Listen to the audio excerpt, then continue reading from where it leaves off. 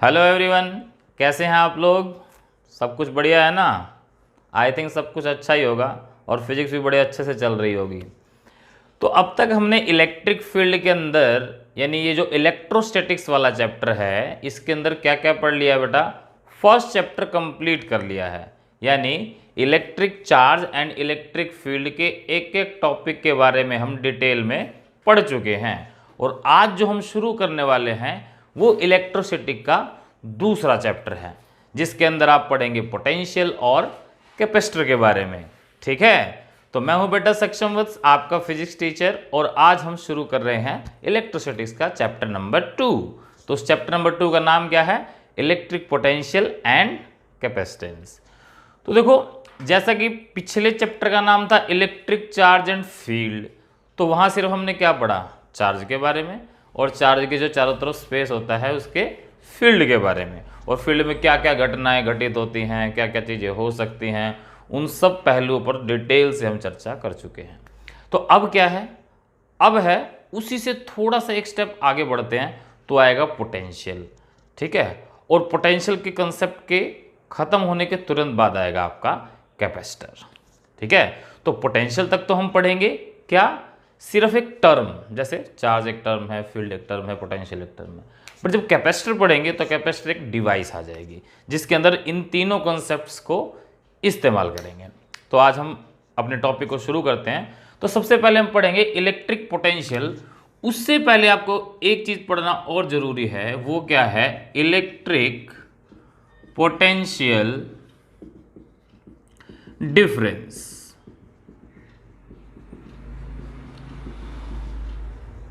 सब बच्चे 10th पास करके आए हैं, सबने 10th क्लास में ये टर्म जरूर पढ़ी है। 10th क्लास में इलेक्ट्रिसिटी वाला चैप्टर आया था ना, तो उसमें ही आया था। बट वहाँ तो आप सिर्फ एक डेफिनेशन टीचर पढ़ा देता है, आप उसको पढ़ लेते हो, याद कर लेते हो, बस। बट एक्चुअली में ये चीज़ है क्या, ये आज आपको समझना है। ठीक है, नाम से तो क्लियर दिख रहा है, इलेक्ट्रिक पोटेंशियल डिफरेंस, मतलब पोटेंशियल का डिफरेंस। कोई दो पॉइंट होगा, उसी के बीच का डिफरेंस तो निकलेगा। यानी हमारे पास एक पॉइंट ए है, दूसरा पॉइंट बी है। ए और बी, इन दोनों के बीच में पोटेंशियल का जो डिफरेंस होगा उसको इलेक्ट्रिक पोटेंशियल डिफरेंस कहेंगे। ये तो हुई सीधी बात, मतलब एक टर्म जो एक्सप्लेन करना चाहता है। बट एक्चुअली में थ्योरेटिकली, कंसेप्चुअली ये होता क्या है, इसको देखते हैं। तो बेटा मान लो हमारे पास दो पॉइंट हैं, एक पॉइंट है ये बी और दूसरा पॉइंट है ये ए, और एक है हमारे पास टेस्ट चार्ज क्यू नॉट। अब हमने ये माना है कि ये दोनों पॉइंट इलेक्ट्रिक फील्ड के अंदर हैं। जैसे मान लो ये लो जी, ये सर्कल बना लिया हमने, स्फीयर बना लिया, सेंटर पे चार्ज रख दिया क्यू, इसके चारों तरफ का स्पेस हो गया इलेक्ट्रिक फील्ड। अब ये इसका इलेक्ट्रिक फील्ड है, इस इलेक्ट्रिक फील्ड में कोई भी दो पॉइंट हैं ए और बी। एक पॉइंट ए है, दूसरा पॉइंट बी है। अब इन पॉइंट्स के ऊपर साम्राज्य किसका है? इस चार्ज का है ना। यहां तक इसकी सत्ता है, ये इसका एरिया है। तो इसके एरिए में, इसके राज्य में अगर कोई भी चीज आपको करनी है तो इसके परमिशन के बिना नहीं कर सकते। अगर इसके परमिशन के बिना करोगे तो इससे युद्ध करना पड़ेगा। कहने का मतलब क्या कि अगर मान लो मैं चाहता हूं कि मेरे पास एक टेस्ट चार्ज है क्यू नॉट, उसको मैं यहां से उठाकर और यहां तक ले जाऊं, ए से उठाकर और कहां तक ले जाऊं? बी तक, तो मुझे इस चार्ज का जो इलेक्ट्रिक फील्ड है उसके अगेंस्ट में वर्क करना पड़ेगा। समझ रहे हो? इसके अगेंस्ट में वर्क करना। ये नहीं चाहता कि भाई कोई इधर उधर जाए, ये चाहता जो है जहां है वहीं रहे। बट अगर हम मूव करवाते हैं तो हमें इसके अगेंस्ट में वर्क करना पड़ेगा, और जितना वर्क हमें करना पड़ेगा वही क्या होता है बेटा? इन दोनों पॉइंट के बीच का पोटेंशियल डिफरेंस। मतलब अब यहां आ जाओ, ये दोनों पॉइंट मानने, हमने कंडीशन याद रखो, ये दो पॉइंट हैं ए और बी, ये दोनों पॉइंट इलेक्ट्रिक फील्ड के अंदर हैं। अगर इलेक्ट्रिक फील्ड से बाहर है तो वहां पोटेंशियल नहीं होता। तो कंडीशन क्या है कि दोनों पॉइंट क्या होने चाहिए? इलेक्ट्रिक फील्ड के अंदर, किसी भी चार्ज के। और ये जो टेस्ट चार्ज है क्यू नोट वो ए पर रखा है, तो यहां से ए से उठाकर हम कहां तक ले आएंगे, बी तक ले आएंगे। ए से उठाकर कहां तक ले आएंगे, बी तक ले आएंगे। ठीक, तो यहां से उठाकर और यहां तक लाने में जितना वर्क करना पड़ेगा वही इन दोनों के बीच का क्या होगा, इलेक्ट्रिक पोटेंशियल डिफरेंस। बट एक चीज याद रखनी इसमें, वो कंडीशन क्या है कि जब आप ए से बी तक इसको लेकर जा रहे हो तो इसको बहुत धीमे धीमे लेके जाना है, यानी कि इनफाइनाइटेसिमली स्लो स्पीड। यानी कि एक पॉइंट से दूसरे पॉइंट तक अगर इसको आप लेकर जा रहे हो तो उसकी स्पीड इनफाइनाइटेसिमली स्मॉल होनी चाहिए, छोटी होनी चाहिए, धीरे धीरे, बिल्कुल धीरे धीरे। यानी कि इतना धीरे धीरे लेके जाना है कि लगे ही नहीं कि वो चल रहा है। हम कहोगे सर ये कैसे हो सकता है, लगे ही ना चल रहा है, यानी कि बहुत स्लो है। और इसका कारण क्या है कि भी स्लो का मतलब there is no change in speed, no change in velocity, ताकि उसके अंदर कोई एक्सेलरेशन प्रोड्यूस ना हो, कोई स्पीड में चेंज ना आए। और स्पीड में चेंज नहीं आएगा तो इसकी काइनेटिक एनर्जी भी क्या होगी, चेंज नहीं होगी, तो इसकी काइनेटिक एनर्जी बदलनी नहीं चाहिए। इसलिए इसको बहुत स्लो लाते हैं। तो जब डेफिनेशन लिखेंगे तो ये लाइन लिखनी बहुत जरूरी है, तभी आपकी डेफिनेशन करेक्ट होगी, अदरवाइज डेफिनेशन क्या हो जाएगी, रॉन्ग हो जाएगी। ठीक है, तो इनफाइनाइटेसिमली स्मॉल स्पीड होनी चाहिए। ठीक है बेटा, तो डेफिनेशन क्या होगी कि electric potential difference between any two points A and B is defined as the amount of work done in bringing a test charge Q naught from one point to another point against the electrostatic field of the given charge. और condition क्या है, with a infinitesimally slow speed. Clear होगी बात आपको।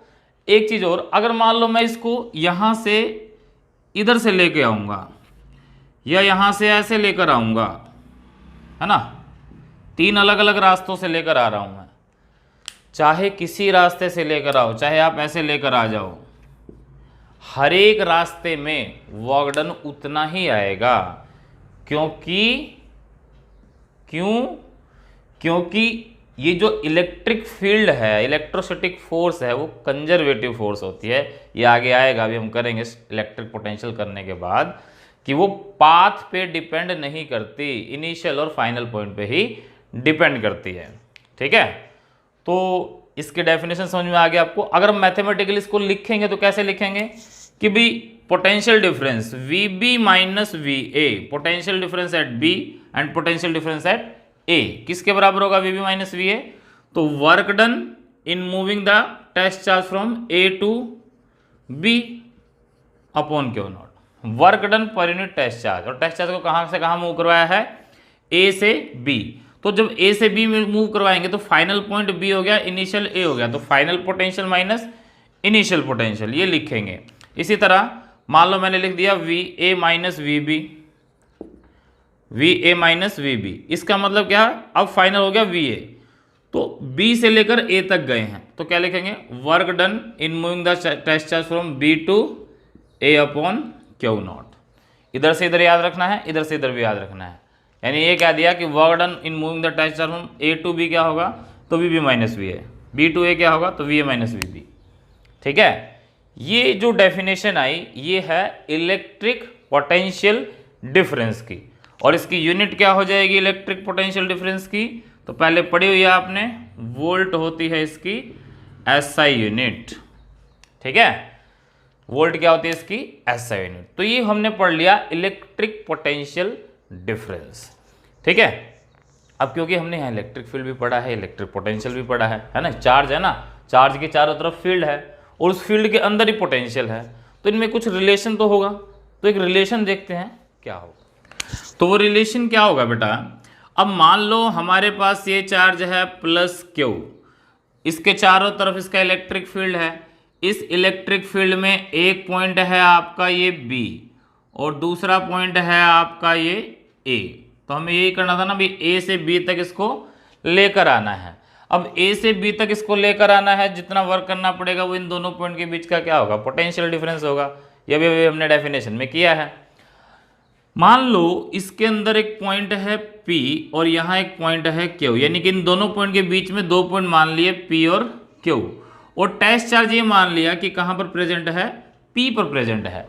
अगर test charge P पर present है और टेस्ट चार्ज कैसा होता है, पॉजिटिव होता है, आपको अच्छे से पता है, तो प्लस Q इस Q नोट पे जो फोर्स लगाएगा, पॉजिटिव चार्ज की वजह से जो फोर्स लगेगी उसकी डायरेक्शन कहाँ आएगी, आउटवर्ड, तो ये आ जाएगा बेटा आउटवर्ड। इसका नाम क्या हो सकता है, ये F, और इसकी वैल्यू कितनी होगी, Q नॉट इंटू में E, Q नॉट इंटू में E। इलेक्ट्रिक फील्ड के अंदर अगर कोई चार्ज रखा है तो उस पर फोर्स का फॉर्मूला ये होता है ना, F इज इक्वल टू, यानी कि हम लिखेंगे force on test charge at P, कितना होगा, P पर कितना होगा, F is equals to Q naught into में E।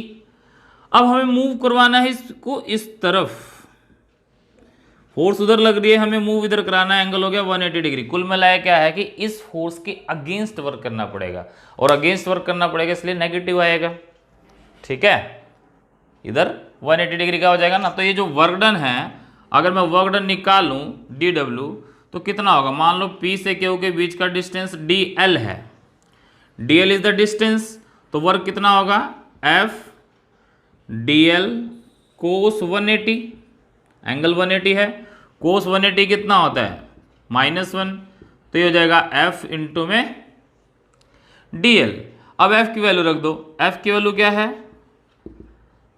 Q not E into dl, ठीक है। तो अब टोटल निकालना, तो क्या करेंगे, इसका इंटीग्रेशन कर दो, इसका इंटीग्रेशन कर दो, इसका इंटीग्रेशन कर दो, ठीक है, यानी इसको A से B तक लाना है। तो कुल मिला के dw क्या हो जाएगा, W, Q नोट कॉन्स्टेंट है, बाहर आ जाएगा, इंटीग्रेशन किसका होगा, E का और dl का, ठीक है, E dl, ये हो गया। तो ये क्या है, E इंटू dl, यानी कि इलेक्ट्रिक फील्ड का इंटीग्रेशन ओवर लेंथ करना है हमने। तो कितना हो जाएगा, ये Q नोट को इधर ले आओ, W अपॉन Q नोट, और W कहाँ से है, A से B, तो यहाँ लिख सकते हो WAB, ये हो जाएगा WAB, यानी A टू B, और यहाँ क्या बच जाएगा, minus sign of E into DL, E into DL। अब ये क्या था, WAB बाई Q नोट, अब ये भी तो निकाला था A से B, यानी कि VB माइनस VA, तो कुल मिला के क्या आ गया, VB minus VA equal to WAB upon Q naught, और ये किसके इक्वल आ गया, negative of E dot DL। एक इंपॉर्टेंट रिलेशन निकल के आ गया बेटा, क्या है वो रिलेशन, वो रिलेशन ये है, इसे बोलते हैं line integral of electric field intensity, line integral of electric field intensity, क्योंकि इलेक्ट्रिक फील्ड का इंटीग्रेशन ओवर लेंथ है। तो कुल मिलाए कहने की बात क्या है कि जैसे हम कह रहे थे भी चार्ज है, चार्ज का फील्ड है, उसमें एक पॉइंट ये, एक पॉइंट ये, इसका पोटेंशियल डिफरेंस निकालना है, तो क्या करोगे, इन दोनों पॉइंट का अगर पोटेंशियल गिवन है तो उसका डिफरेंस निकाल दोगे, या वर्क डन निकाल दोगे, यहाँ से यहाँ लाने में जितना वर्क करना पड़ा वो क्या हो, वहाँ का पोटेंशियल डिफरेंस। अब तीसरी टर्म क्या आ गई, यहाँ से लेके यहाँ तक जो लेंथ है, इस पूरे लेंथ पे इलेक्ट्रिक फील्ड का इंटीग्रेशन कर दो, यानी कि न्यूमेरिकली कॉन्सेप्ट इंपॉर्टेंट है, क्योंकि न्यूमेरिकल्स आ जाते हैं, इलेक्ट्रिक फील्ड की वैल्यू दे दी और कुछ नहीं दे रखा है ना, और लेंथ दे रखी है और क्या देगा, पोटेंशियल निकाल लो, और तुम देखोगे वर्क कैसे निकाले तो मिलेगा नहीं, तो क्या करना, सीधा इलेक्ट्रिक फील्ड का इंटीग्रेशन करना ओवर लेंथ, आपके पास इन दोनों पॉइंट के बीच का क्या आ जाएगा, पोटेंशियल डिफरेंस। या अगर आपको दोनों पॉइंट के बीच का पोटेंशियल डिफरेंस दे रखा है तो इसका मतलब वो इंटीग्रेशन दे रखा है इलेक्ट्रिक फील्ड का ओवर लाइन। दोनों तरह से कंसेप्ट इंपॉर्टेंट है और दोनों तरह से आपको ये आना भी चाहिए। तो इसको आप पोस्ट करके नोट कर सकते हो या इसके स्क्रीनशॉट ले लो ताकि आप बाद में इसको नोट कर सको। तो हम इसके बाद पढ़ते हैं अपना, ये तो हमने पढ़ लिया कि इलेक्ट्रिक पोटेंशियल डिफरेंस, क्योंकि इसको पढ़े बिना आपको इलेक्ट्रिक पोटेंशियल समझ में नहीं आता। अब इलेक्ट्रिक पोटेंशियल बहुत आसानी से समझ में आ जाएगा। तो अब हम पढ़ेंगे इलेक्ट्रिक पोटेंशियल, ठीक है। तो देखते हैं इलेक्ट्रिक पोटेंशियल क्या होगा। तो नेक्स्ट कंसेप्ट है बेटा अपना इलेक्ट्रिक पोटेंशियल। तो इलेक्ट्रिक पोटेंशियल क्या होगा, अब देखो इसका मतलब क्या होता है। वैसे देखो पोटेंशियल का मतलब क्या होता है, पोटेंशियल क्या होता है, वोल्टेज, वोल्ट, है ना। तो पोटेंशियल एक्चुअली में कहते हैं ना तेरे अंदर कितना पोटेंशियल है। पोटेंशियल एक तरह से उसकी एनर्जी काउंट को भी बताता है, कितनी एनर्जेटिक है वो, है ना। या यहां पोटेंशियल क्या बताता है, degree of electrification of a body, कि कोई बॉडी कितना इलेक्ट्रीफाइड है, ये चीज बताएगा इलेक्ट्रिक पोटेंशियल। जैसे हम कहते हैं ना भाई, डिग्री ऑफ हॉटनेस और कोल्डनेस क्या होता है, टेम्परेचर। कोई बॉडी 150 डिग्री सेल्सियस पे है और कोई सिर्फ 20 डिग्री सेल्सियस पे, तो हम वैल्यू से ही अंदाजा लगा सकते हैं कि 150 वाली कितनी गर्म होगी और 20 डिग्री वाली कितनी ठंडी होगी, ठीक है। इसी तरह से वोल्टेज, इलेक्ट्रिक पोटेंशियल से हम ये अंदाजा लगा सकते हैं कि कोई बॉडी कितनी इलेक्ट्रीफाइड होगी, है ना। तो डिग्री ऑफ इलेक्ट्रिफिकेशन पता लगता है इलेक्ट्रिक पोटेंशियल से। अब इलेक्ट्रिक पोटेंशियल होता क्या है, अभी देखो हमने क्या माना भाई, ये चार्ज था, ये पॉइंट बी था और ये पॉइंट ए था, दोनों इलेक्ट्रिक फील्ड के अंदर थे। ए से बी तक जितना वर्क करना पड़ा इनफाइनेटेसिमली स्मॉल स्पीड से, उसको हमने बोला इन दोनों पॉइंट के बीच का इलेक्ट्रिक पोटेंशियल। अब क्या करना है, बस ये करना है कि मान लिया ए पॉइंट चला गया भाई आपका इन्फिनिटी पे, यानी आपका टेस्ट चार्ज अब कहाँ प्रेजेंट है, इन्फिनिटी पे। अब इन्फिनिटी से उठाकर हमने इसको कहाँ तक लाना है, बी पर। तो ध्यान दो, पहले क्या था, पहले दो पॉइंट थे ए और बी, उसमें कोई भी पॉइंट फिक्स नहीं था, कोई भी पॉइंट कहीं भी ले सकते हो। अब क्या है, इसमें एक पॉइंट को हमने फिक्स कर दिया कि लाना कहां से है, तो लाना भाई इन्फिनिटी से है, ठीक है। इन्फिनिटी से हमको लेकर आना है, इन्फिनिटी से उस पॉइंट तक लाना। अब ये बी पॉइंट यहां हो सकता है, यहां यहां यहां यहां, बी पॉइंट कहीं भी हो सकता है, it is not fixed, but fix किसको किया, ए पॉइंट को। तो जैसे पीछे डेफिनेशन थी क्या, कि work done in moving the test charge from one point to another. अब वो जो वन पॉइंट है वो कहाँ चला गया, इन्फिनिटी पे। तो क्या होगा, it is defined as the amount of work done in moving the test charge from infinity to that point without acceleration. Without acceleration का मतलब वही है कि इनफाइनेटेसिमली स्मॉल रेट से बहुत स्पीड, मतलब एक्सेलरेशन जीरो तब भी होता है जब यूनिफॉर्म स्पीड से चले, मगर यहाँ स्पीड बहुत स्लो होनी चाहिए, ठीक है। तो डेफिनेशन क्या हो जाएगी इलेक्ट्रिक पोटेंशियल की, कि भाई इन्फिनिटी से यहाँ तक लाने में, ठीक है। तो लिखेंगे कैसे, अभी हमने क्या लिखा था, W A B upon Q naught is equals to V B minus V A. अब क्या लिख देंगे, डब्ल्यू ए बी, ए कहाँ चला गया, इन्फिनिटी पे, तो यहाँ भी क्या हो जाएगा, इन्फिनिटी, ठीक है। बट जो इन्फिनिटी का पोटेंशियल है वो हम जीरो अज्यूम करते हैं।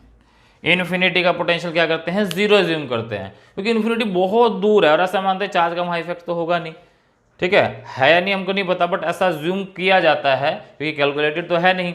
तो इसलिए इन्फिनिटी का पोटेंशियल क्या मान लेते हैं, जीरो। इसको जीरो अज्यूम किए बिना इसकी डेफिनेशन हो भी नहीं सकती, ठीक है। इसलिए मैं कहता कि जो पोटेंशियल डिफरेंस है वो कंसेप्ट अगर नहीं पढ़ा तो पोटेंशियल समझ में नहीं आएगा। तो अब क्या है, जो इनफाइनाइट वाला पॉइंट है वहां पोटेंशियल जीरो हो जाएगा, तो पोटेंशियल जीरो हो जाएगा तो क्या बचेगा, सिर्फ V B is equals to W infinity B by Q naught. तो डेफिनेशन क्या हो जाएगी, potential at any point B is defined as the amount of work done in moving the test charge from infinity to that point without giving any acceleration to the charge, ठीक है। ये definition आपकी हो जाएगी, इसको आप note भी कर सकते हैं, ठीक है। तो वी बी आ गया W infinity B upon Q naught, ठीक है। तो ये हो गया हमारा इलेक्ट्रिक पोटेंशियल की डेफिनेशन। और इलेक्ट्रिक पोटेंशियल का कंसेप्ट क्या होता है मैं ये भी बता चुका हूं कि ये डिग्री ऑफ इलेक्ट्रिफिकेशन के बारे में बताता है। अब तुम बेटा बताओ मुझे कि ये जो है ये स्केलर होगा या वेक्टर होगा। It is a scalar quantity और वेक्टर, बताओ जल्दी जल्दी सोच के रखो। तो it is a scalar quantity. कैसी क्वांटिटी है बेटा, स्केलर क्वांटिटी है। क्यों, क्योंकि वर्क स्केलर, चार्ज स्केलर, तो ये भी क्या है स्केलर, कोई डायरेक्शन नहीं होती है। दूसरा यूनिट पे आ जाओ। यूनिट कितने तरह की हो सकती है, दो, एसआई और सीजीएस। एसआई यूनिट क्या होती है, वर्क की जूल, चार्ज की कूलम, तो जूल पर कूलम या इसी को बोल देते हैं हम वोल्ट, यानी कि 1 volt is equals to 1 joule per coulomb. बड़ा इंपॉर्टेंट है, कई बार पूछ लेते हैं name the physical quantity which has unit joule per coulomb. अब क्वांटिटी का नाम बताओ जिसकी यूनिट जूल पर कूलम होती है, ठीक है, तो बड़ा आसान है, जूल यानी कि वर्क अपॉन चार्ज क्या होता है, पोटेंशियल, बता सकते हो आराम से। सीजेस क्या होगी इसकी, जूल की जगह आ जाएगा अर्ग, कूलम की जगह आ जाएगा स्टैट कूलम इनवर्स, इसको बोल देते हैं बेटा स्टैट वोल्ट, इसको बोलते हैं स्टैट वोल्ट। और डायमेंशंस क्या आएंगी इसकी, अगर हमने डायमेंशनल फॉर्मूला निकालना हो तो डायमेंशंस क्या आएंगी, वर्क का डायमेंशनल फॉर्मूला होता है ml2t-2, चार्ज का होता है 80, तो इसको सोल्व कर देंगे, ये आ जाएगा ml2t-3a-1, ये आ जाएगा इसका डायमेंशनल फॉर्मूला। अब अगर मैंने रिलेशन निकालना है कि 1 वोल्ट कितने स्टैट वोल्ट के इक्वल होता है तो बड़ा आसान है, 1 वोल्ट क्या है 1 जूल बाय 1 कूलम, तो 1 स्टैट वोल्ट क्या होगा, या 1 volt is equals two joule की जगह अर्ग रख लो, यानी 10 की पावर कितना 7 अर्ग, 1 कूलम कितने स्टैट कूलम के बराबर होता है 3 × 10 की पावर 9 स्टैट कूलम। सोल्व कर दो, 10 की पावर 7 से कट के 2 बच जाएगा, तो कितना बच गया 1 वोल्ट इज इक्वल्स टू 1/300, और जो अर्ग पर स्टैट कूलम बनेगा ये क्या बनेगा स्टैट वोल्ट। तो 1 वोल्ट 1/300 स्टैट वोल्ट के इक्वल होता है, ये रिलेशन भी आपने ध्यान रखना है, ठीक है। तो this is all about electric potential. Electric potential क्या होता है इस कंसेप्ट को पढ़ा है। अभी हम आगे ये भी पढ़ेंगे कि सिंगल पॉइंट चार्ज की वजह से इलेक्ट्रिक पोटेंशियल कितना होता है, ठीक है। तो पहले इसको पॉज कीजिए और इसको नोट कीजिए, फिर हम आगे बढ़ते हैं। तो नेक्स्ट टॉपिक पढ़ेंगे बेटा अब हम अपना electric potential at a point due to single point charge. देखो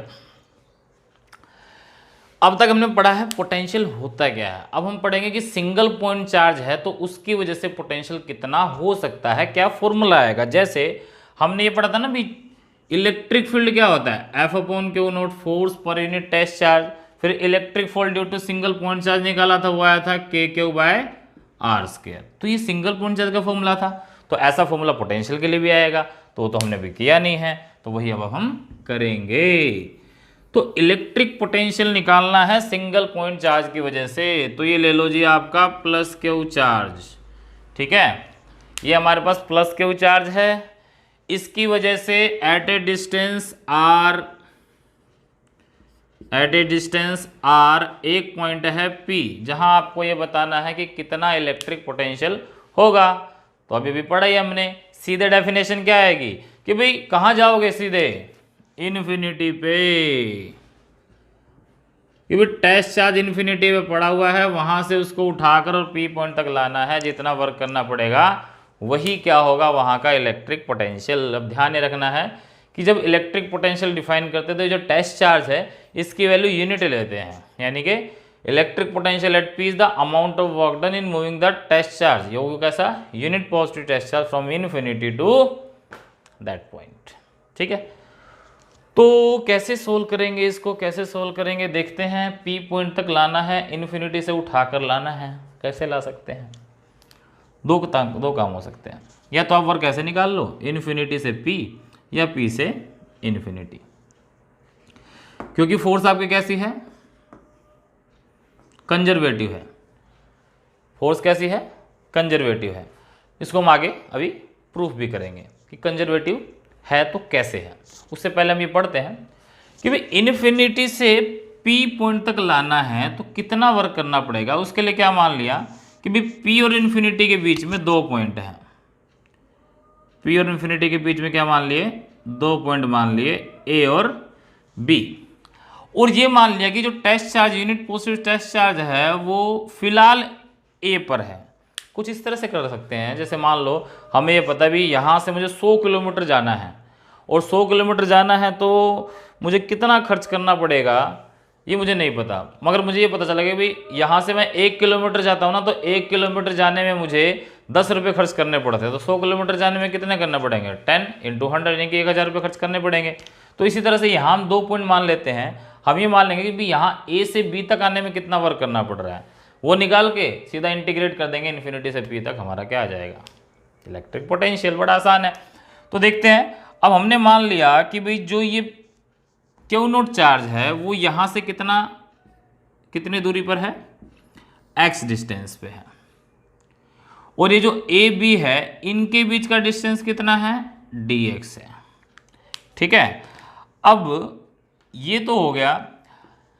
अब ये देखो, ये पॉजिटिव चार्ज, अब ये जो 2 पॉइंट माने हैं मैंने ए बी, ये भी इसके इलेक्ट्रिक फील्ड के अंदर है, ये पी पॉइंट भी इसके इलेक्ट्रिक फील्ड के अंदर है। ठीक है, तो इस पॉजिटिव चार्ज की वजह से इस टेस्ट चार्ज पे जो फोर्स लगेगी उसकी डायरेक्शन कहाँ आएगी, इधर आएगी फोर्स की डायरेक्शन, और हमें मूव कहाँ कराना है, इससे इधर। तो दोनों के बीच का एंगल कितना होगा, 180 डिग्री। तो इसको सॉल्व करते हैं अब। तो क्या होगा, देखो अब हमने मान लिया कि भाई ए पॉइंट पे हमारा टेस्ट चार्ज है क्यू नॉट, ए से हमको कहाँ लेके आना है, इसको बी तक लेके आना। तो सबसे पहले फोर्स कितनी लगेगी, तो force on test charge Q naught कितनी लगेगी, F = 1/4 pi epsilon not Q1 × Q2। तो Q इंटू में Q नॉट की वैल्यू 1 मानी हुई है, और यहाँ से यहाँ तक का डिस्टेंस माना x, तो x स्क्वायर आ जाएगा। तो वर्क डन कितना होगा, dw F dx cos 180 F dx, और दोनों के बीच का एंगल 180 डिग्री। वैल्यू पुट कर दो, F कितना है, Q/4 pi epsilon naught x square, ठीक है, इंटू में dx cos 180 होता -1, तो माइनस बाहर आ जाएगा। ठीक है, टोटल के लिए क्या कर देंगे, इंटीग्रेशन, यहाँ भी इंटीग्रेशन और यहाँ भी इंटीग्रेशन। अब जब इंटीग्रेट करेंगे तो इंटीग्रेट कहाँ से कहाँ तक करना है, इन्फिनिटी से उठाकर लाना है P पॉइंट तक। अब यहाँ देखो D के साथ क्या लगा हुआ है, x, तो इंटीग्रेशन का रूल तो सबको पता है कि जिसके साथ D लगा होता है इंटीग्रेशन उसी का करना, लिमिट उसी की आएगी। तो x की लिमिट कहाँ है, कहाँ से लेकर आना है, इन्फिनिटी से कहाँ तक लाना है, P पॉइंट तक, P पॉइंट तक। अब ये P तो पॉइंट है, P पॉइंट का डिस्टेंस कितना है यहाँ से, R, इन्फिनिटी का डिस्टेंस यहाँ से कितना था, इन्फिनिटी, तो इसलिए क्या लिखेंगे, इन्फिनिटी से R, क्योंकि P तो पॉइंट है, हमें तो यहाँ वैल्यू चाहिए, तो P पॉइंट का डिस्टेंस यहाँ से कितना, R, तो वैल्यू आ जाएगी R, यानी कि इन्फिनिटी से R तक हमने इसका इंटीग्रेट करना है। dw का इंटीग्रेशन हो जाएगा, W जो कॉन्स्टेंट है बाहर ले लो, -q और 4 पाई एप्सिलॉन नॉट ये बाहर आ जाएगा। इंटीग्रेशन होगा dx/x स्क्वायर का, माइनस साइन भी बाहर ले चुके हैं, कितना आ जाएगा, -q/4 pi epsilon not dx/x square. Integrate करेंगे तो x स्क्वायर को ले जाओ ऊपर, पावर हो जाएगा -2 × dx। 12th क्लास में आप मैथमेटिक्स में तो ये इंटीग्रेशन आज डिटेल में पढ़ने वाले हैं, और बायोलॉजी वाला घबराने की बात नहीं, ये इंटीग्रेशन आपने ग्रेविटेशन में भी किया, वही है। इसको ऊपर ले जाओ, x की पावर -2 dx, तो w कितना हो जाएगा बेटा, x की पावर -2 था तो कितना हो जाएगा, x की पावर पहले ये लिख लो, sorry, q/4 pi epsilon naught, q/4 pi epsilon naught, x की पावर -2 है तो एक जोड़ दो, x की पावर -2 में एक जोड़ेंगे तो कितना आएगा, इंटीग्रेशन का नियम ये है ना, पावर में एक जोड़ देते हैं उसी से डिवाइड करते हैं, -2 में 1 जोड़ा कितना है, -1, और -1 से डिवाइड कर दिया, है ना। इंटीग्रेशन का नियम यही कहता है ना, पावर में एक जोड़ दो, -2 में एक प्लस किया तो -2 + 1, और उसी से डिवाइड कर दिया, माइनस ले लो बाहर, ठीक है, और यहाँ हो जाएगा इन्फिनिटी से, ये लिमिट इन्फिनिटी से R दोनों में रहेगी, तो इन्फिनिटी से R, तो W कितना हो जाएगा, माइनस माइनस हो गया plus, q/4 pi epsilon not, ये माइनस बाहर ले लिया मैंने, x की पावर -1 को 1/x लिख सकते हो, इन्फिनिटी से R, यहाँ लिमिट पुट कर दो, कितना आ जाएगा, q/4 pi epsilon not 1/x की जगह upper limit R minus x की जगह लोअर लिमिट यानी कि इन्फिनिटी, 1/∞ कितना होता है, 0, तो क्या बच गया, W = q/4 pi epsilon not R, यानी कि इन्फिनिटी से उठाकर इस P पॉइंट तक लाना है तो आपको ये वर्क करना पड़ेगा, और यही वर्क क्या होगा आपका, इलेक्ट्रिक पोटेंशियल Q/4πε0r, या इसको आप लिख सकते हो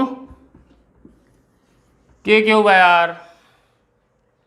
फॉर्मूला डिराइव हो गया।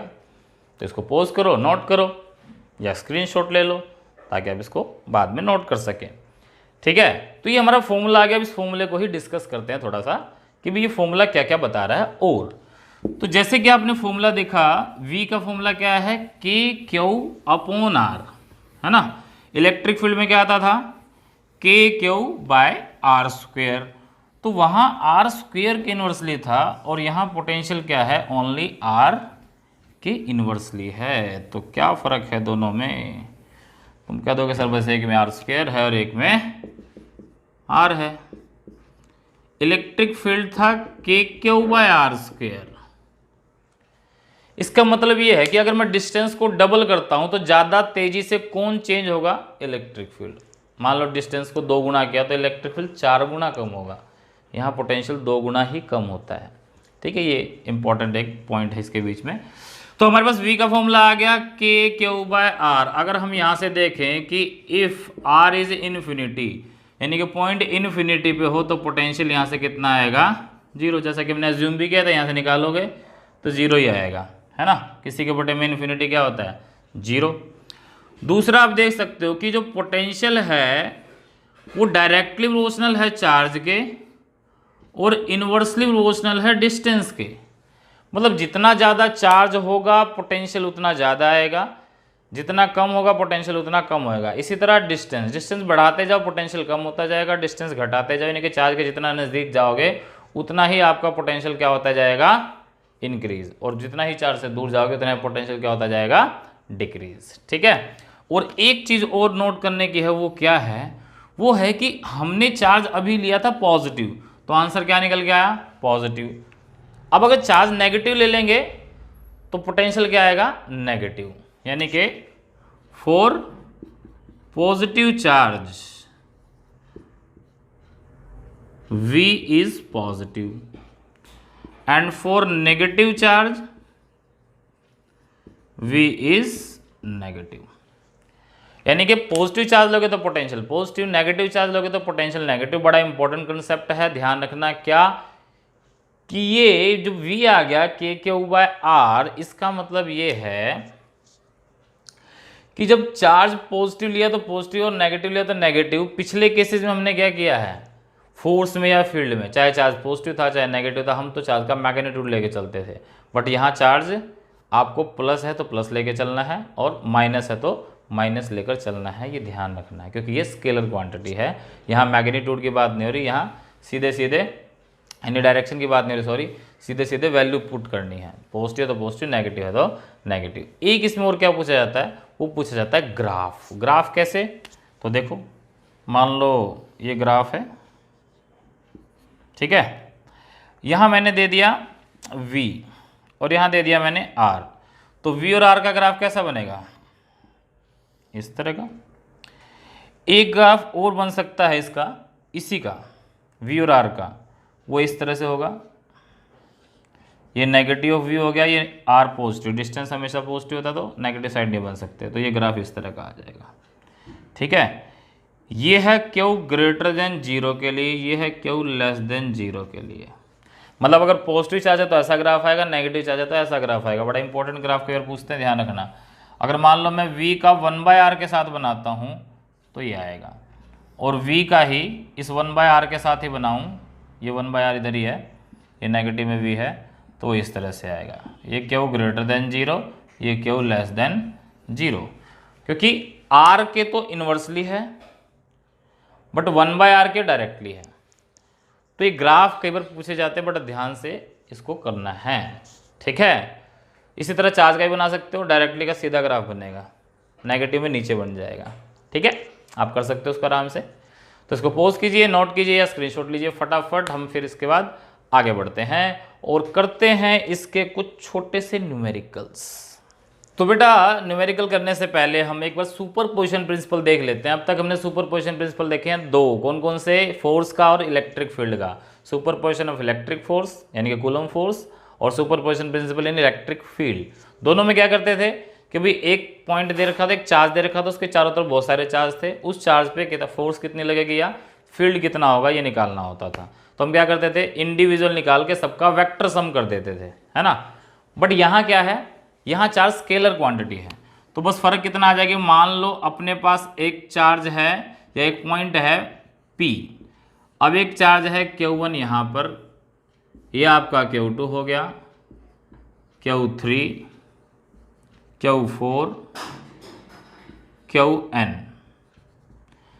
ये R1 डिस्टेंस पे, ये R2 डिस्टेंस पे, ये R3 डिस्टेंस पे, ये R4 पे, ये N पे, ठीक है। ऐसे हमने मान लिया, इतने डिस्टेंस मान के, और हमने ये एक सिचुएशन क्रिएट कर ली। तो टोटल पोटेंशियल क्या होगा, तो सुपरपोजिशन प्रिंसिपल कहता है कि टोटल पोटेंशियल सीधा क्या होगा, अलजेब्रिक सम, सबको जोड़ दो।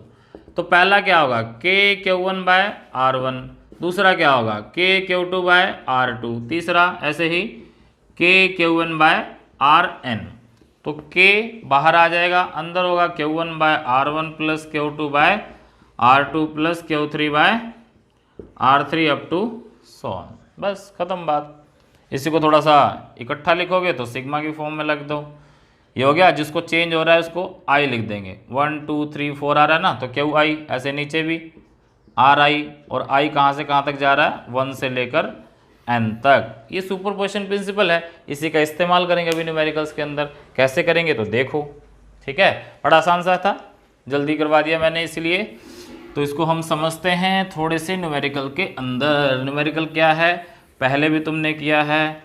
तो एक न्यूमेरिकल आता है बेटा इसका इस तरह से कि हमने मान लिया हमारे पास एक स्क्वायर है, एक स्क्वायर है जिसकी साइड है A, और इसके वर्टेक्स पे चार्ज रखे हुए हैं 4, और चारों के चार्ज इक्वल हैं, और इसका पॉइंट दे दिया बेटा O, ठीक है।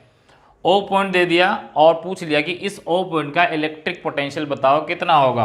ऑप्शन A इलेक्ट्रिक पोटेंशियल होगा KQ/R, option B 2KQ/R, option C 4KQ/R, और ऑप्शन D 0, वेयर R क्या है, ये है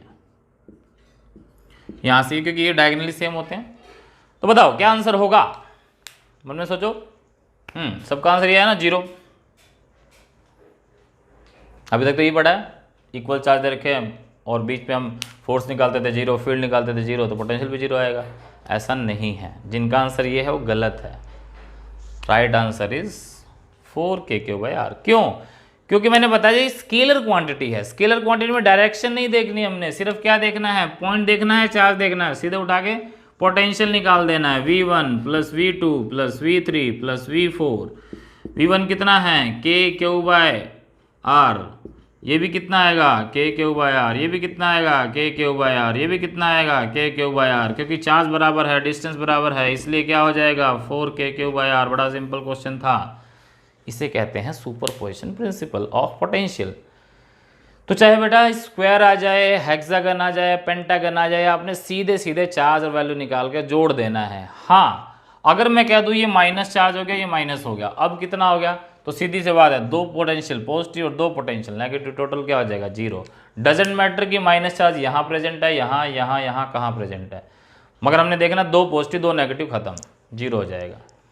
अगर 3 नेगेटिव कर दूं तो एक ये कैंसिल हो जाएगा और ये दोनों जुड़ जाएंगे, यानी कि 2 गुना हो जाएगा, फिर आंसर ये हो जाता। ठीक है, तो इस तरह से क्वेश्चन था। एक और क्वेश्चन देखते हैं, पहले भी हमने ये क्वेश्चंस किए हुए हैं, उसी तरह का क्वेश्चंस और पूछ लेते हैं। तो एक क्वेश्चन है कि भाई हमारे पास 2 चार्ज दे रखे हैं, 2 चार्ज क्या क्या क्या दे रखे हैं, मान लो एक चार्ज दे रखा है Q, दूसरा चार्ज दे रखा है 4Q, इनके बीच का डिस्टेंस है A, चलो 10 मान लो, 10 सेंटीमीटर इनके बीच का डिस्टेंस है। एक चार्ज Q, एक चार्ज 4Q, और 4Q और Q में मैंने मान लिया ये भाई ये नेगेटिव है, चलो -4Q नेगेटिव है और ये पॉजिटिव है। तो आपने बताना है कि इन चार्जेस के बीच में वो पोजीशन बताओ जहां पर नेट पोटेंशियल 0 होगा। चलो जल्दी से वीडियो पॉज करो, निकालो और फिर यहाँ के सॉल्यूशन देख लेना ईमानदारी से, ठीक है। पहले निकालो फिर देखना।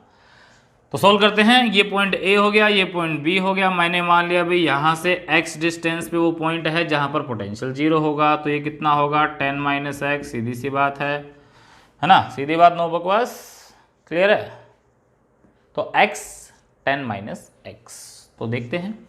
अब डायरेक्शन तो देखनी नहीं, तो सीधी सी बात है इस P पॉइंट पर इसकी वजह से जो पोटेंशियल होगा वो V1 मान लिया, इसकी वजह से जो पोटेंशियल होगा वो V2 मान लिया, और टोटल जो होगा वो 0 होना चाहिए।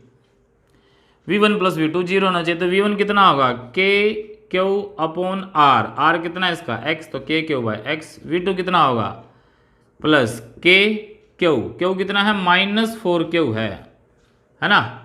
नेगेटिव तो नेगेटिव लेना, पॉजिटिव तो positive, upon 10 - x equal to 0 होना चाहिए। माइनस को ले लो बाहर, तो माइनस आ जाएगा, तो k × 4Q, इसको उधर ले जाओ, KQ/x is equals to K × 4Q/10 - x। K से गया K, Q से गया Q, 1/x is equals to 4/10 - x। Cross multiply कर दो तो 4x is equals to 10 - x, 5x is equals to 10, x is equals to 2 centimetre from Q charge. Clear है, आसान सा क्वेश्चन था, पहले भी किया हुआ है ना।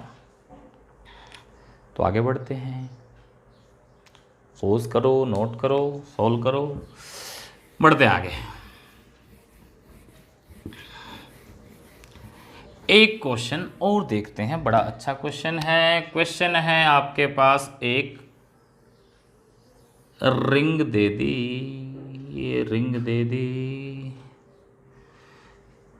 रिंग का सेंटर है O, रेडियस है R, and ring is being uniformly charged, और इसकी एक्सिस पे एक पॉइंट है P जो x डिस्टेंस पर है। तो कितना पोटेंशियल होगा इस P पॉइंट पे, हमने ये बताना है। कैसे निकालेंगे, सोचो सोचो सोचो। क्या हम ये फॉर्मूला यूज कर लें, V = KQ, है ना भाई। इस पूरे चार्ज के, इस पूरे रिंग पे जो टोटल चार्ज दे रखा है वो Q दे रखा है, तो KQ और डिस्टेंस क्या मान लिया x, बस आंसर आ जाए। कि हमने मान लिया सारा चार्ज ना यहाँ इकट्ठा है O पर, सारा चार्ज O पर इकट्ठा है, और फिर P पॉइंट पे पोटेंशियल निकालिए, आंसर आ जाए। क्या लगा सकते हैं, नहीं, क्यों नहीं लगा सकते, क्योंकि भाई यहाँ जो चार्ज है वो डिस्ट्रीब्यूट है। कहाँ डिस्ट्रीब्यूट है, लेंथ पे, तो लीनियर चार्ज डिस्ट्रीब्यूशन है। या तो वो लेमडा दे देता, लेमडा इधर का चार्ज दे रखा, तो सीधे सीधे वैल्यू चार्ज की दे रखी है टोटल Q, तो लीनियर चार्ज डिस्ट्रीब्यूशन है, चार्ज का डिस्ट्रीब्यूशन है, यूनिफॉर्म है, और 3D है पूरा, ऐसे कंसीडर करो। मतलब कि हाँ, ये रिंग और ये इसकी एक्सिस, ये रिंग ये एक्सिस, तो यहाँ से अलग डिस्टेंस, यहाँ से यहाँ से यहाँ से हर जगह से पोटेंशियल होगा। कैसे निकालेंगे, तो इसके लिए क्या करेंगे, जब भी ऐसा डिस्ट्रीब्यूशन हो तो हम छोटा एक एलिमेंट काट लेते हैं। मान लो यहाँ से मैंने A से लेकर और B तक ना ये पॉइंट ले लिया, और यहाँ मान लिया चार्ज DQ है, तो उस DQ की वजह से P पॉइंट में पोटेंशियल होगा।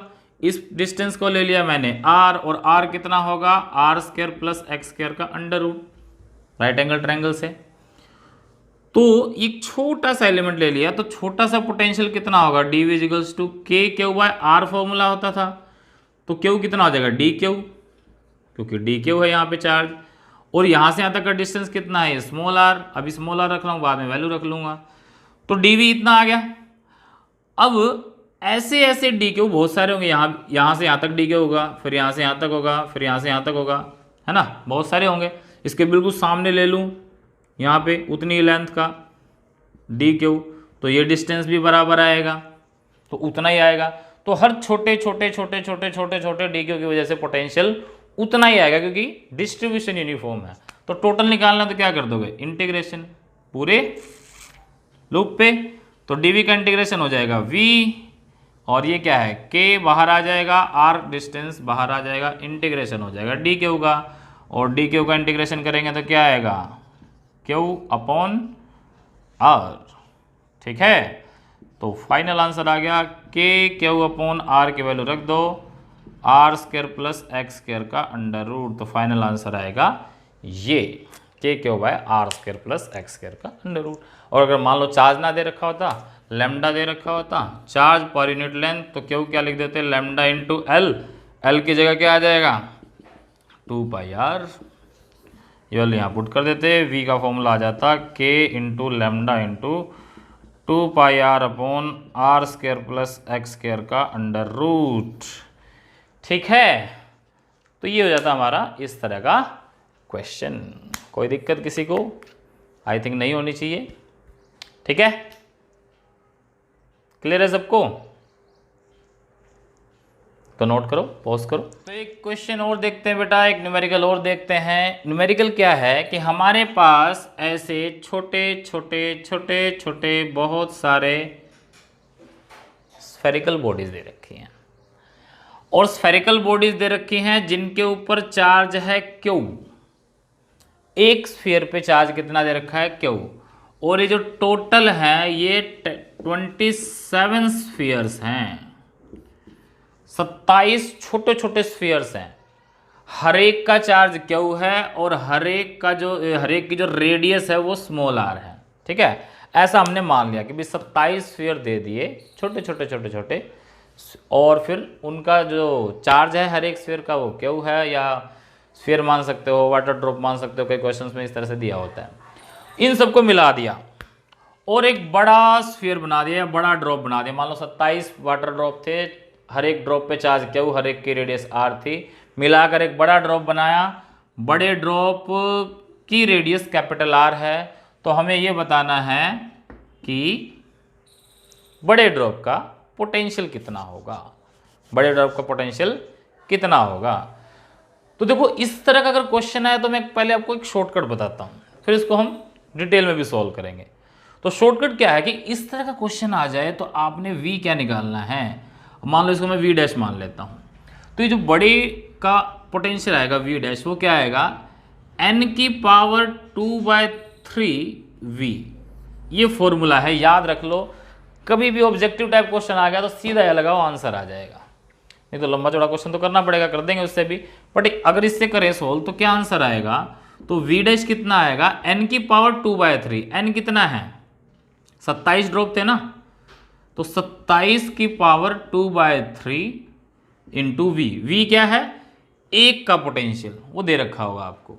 तो v डैश कितना हो जाएगा, बड़े का पोटेंशियल कितना हो जाएगा, 27 को क्या ले, 27 की पावर 1/3 कर दो और इस सब का स्क्वायर कर दो। 2/3 को ऐसे लिख सकते हैं ना, 1/3 के स्क्वायर। तो 27 का 1/3 कितना हो जाएगा बताओ, 3। ठीक है, सबको पता है, स्क्वायर v, तो आंसर आ गया 3 का स्क्वायर यानी कि 9 गुना हो जाएगा। छोटा सा क्वेश्चन हो गया जल्दी से, बट बड़े से कैसे करते, तो देखो बड़े से कैसे करेंगे। अब हमें पता भी 27 ड्रॉप है, तो हर एक ड्रॉप का जो पोटेंशियल होगा, एक ड्रॉप का पोटेंशियल वो कितना होगा, के क्यू अपॉन आर। के क्यू अपॉन आर, ये एक ड्रॉप का पोटेंशियल हो गया।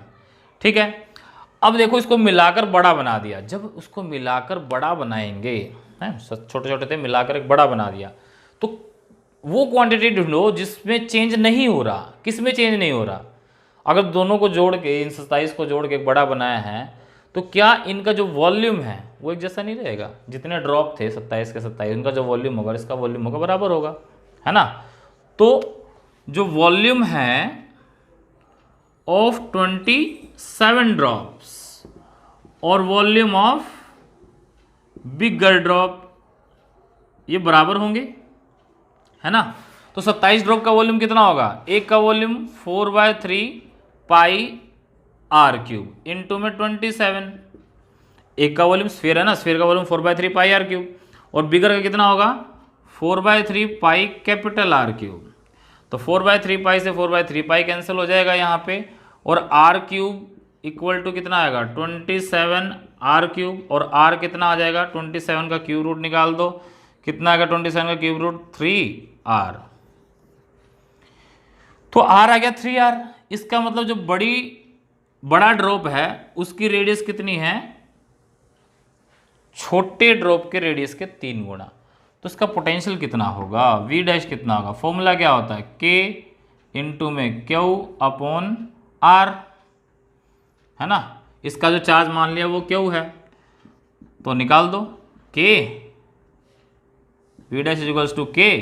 क्यू कितना होगा, एक ड्रॉप पे चार्ज स्मॉल क्यू, तो 27 ड्रॉप पे कितना होगा, 27 क्यू, ठीक है। और आर कितना हो गया, 3r।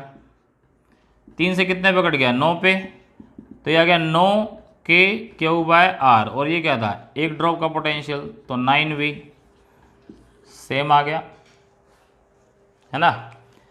वो भी इतना बड़ा चौड़ा करने से अच्छा है सर यही करते हैं, ये भी कर सकते हो, कोई गलत नहीं करेगा। सिंपल अगर क्वेश्चन आता है ना, सब्जेक्टिव क्वेश्चन आता है तो भी ये कर सकते हो, कोई गलत नहीं कर सकता इसको, ये सही है, ठीक है। बट अगर 3 मार्क्स में आता है तो थोड़ा सा इसको ऐसे करें तो और अच्छा रहता है, एग्जामिनर के ऊपर अच्छा इंपैक्ट जाता है। तो बेटा आज हमने किए ये इलेक्ट्रिक पोटेंशियल के बारे में, इलेक्ट्रिक पोटेंशियल के अच्छे अच्छे न्यूमेरिकल्स किए हैं। बाद में इसके थोड़े से जब न्यूमेरिकल और करेंगे, उसमें previous IIT JEE Main NEET में एग्जाम्स में जो क्वेश्चन आए वो भी करेंगे। तो मिलेंगे इसके बाद हम नेक्स्ट लेक्चर में। तो आपको ये वीडियो अच्छी लगी हो तो लाइक जरूर करना, और आप नए हैं तो अपने चैनल को सब्सक्राइब करना ना भूलें, ठीक है। और वीडियो कैसी लगी कमेंट सेक्शन में ज़रूर बताया कीजिए कि भाई कैसी वीडियो है या कोई कमी है, ताकि हम उसको इम्प्रूव कर सकें, ठीक है। तो अभी हमने पढ़ा है इलेक्ट्रिक पोटेंशियल, इसी को आगे बढ़ाते हैं हम नेक्स्ट लेक्चर में लेंगे, जब हम करेंगे electric potential due to a dipole, ठीक है। तो उसमें करेंगे। तो तब तक के लिए फिजिक्स करते रहिए, मिलेंगे नेक्स्ट लेक्चर में। Thank you.